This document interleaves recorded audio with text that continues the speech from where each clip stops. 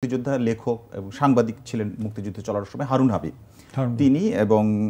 আমি এর আগে উল্লেখ করেছি মহিউদ্দিন আহমেদ দুজনেই এই বিষয়টাকে জিজ্ঞেস করা হয়েছিল ডিডব্লিউর কাছ থেকে যে ডয়েচে ওয়েলের সাংবাদিকরা জিজ্ঞেস করেছিলেন তাদেরকে তারা বলেছেন যে ৫৪ বছর পরে এটি নিয়ে আসলে নতুন করে ফাজলামো শুরু হয়েছে এই আমি কোট করে বলছি কোট আনকোট যে এটা নিয়ে নতুন করে ফাজলামো শুরু হয়েছে তারা দুজনেই এই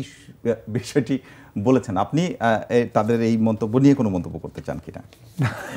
না না মহিউদ্দিন ভাই একটা পোস্ট দেখলাম উনি বলছেন যে দেশে ৭১ সালে অ্যাকচুয়ালি হয়েছে কি ৭১ তো দেখার লোকের সংখ্যা কমে গেছে মহিউদ্দিন ভাই আর কয়দিন আছেন আমি আর কয়দিন আছি সেটা হচ্ছে যে আমি খুব কম বাংলাদেশ বিরোধী মানুষ দেখেছি খুব কম এবং আমার আমি এইটুকু মনে করি যে মহিউদ্দিন ভাই যে কথাটা বলেছে এক জায়গায় ওই বোধহয় ফেসবুকের পোস্টে যে রাজাকার আলবদর বা রাজনৈতিক দল আওয়ামী লীগ মুসলিম মুসলিম লীগ জামাত এরা বাদ দিলে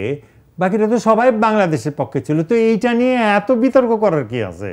এটা নিয়ে এত বিতর্ক আর এই ৫৪ বছর পরে ফাজলামো শব্দটা ব্যবহার করছে না ফাজলামো শব্দটা তো বলবো আমি বলবো যে এটা করার উদ্দেশ্যটা কি আরও তো জটিল তো এত পরিশ্রম এটাই না করে তাদের তো উচিত ছিল কি উদ্দেশ্য আসলে আপনার মনে হয় না এটা তো রাজনৈতিক তাদের জন্য তো রাজনৈতিক তা যেহেতু আমার বিষয়টা রাজনৈতিক বিষয়টা আমার আগ্রহ কম তবে আমি মনে করি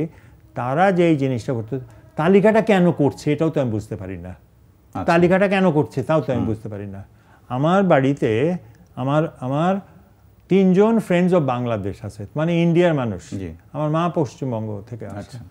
তারা মুক্তিযুদ্ধের এখানে একদিন এসে ওই সম্মান মেডেলটা নিয়ে তারা চলে গেছে করেছে আমার এখানে ৩ জন আছে যারা যুদ্ধের এটা তো আমার মা একবার বলেছিল একজন যখন তালিকার কথা বলেছিল যে ও সেনাবাহিনীতে চাকরি করে মন্দুর 2 ছেলে ওরা তালিকা করবে তোমার তালিকা তার সন্তানকেই বলেছিল তোমার তালিকায় যাবার কি আছে তালিকা কেন করার দরকার ছিল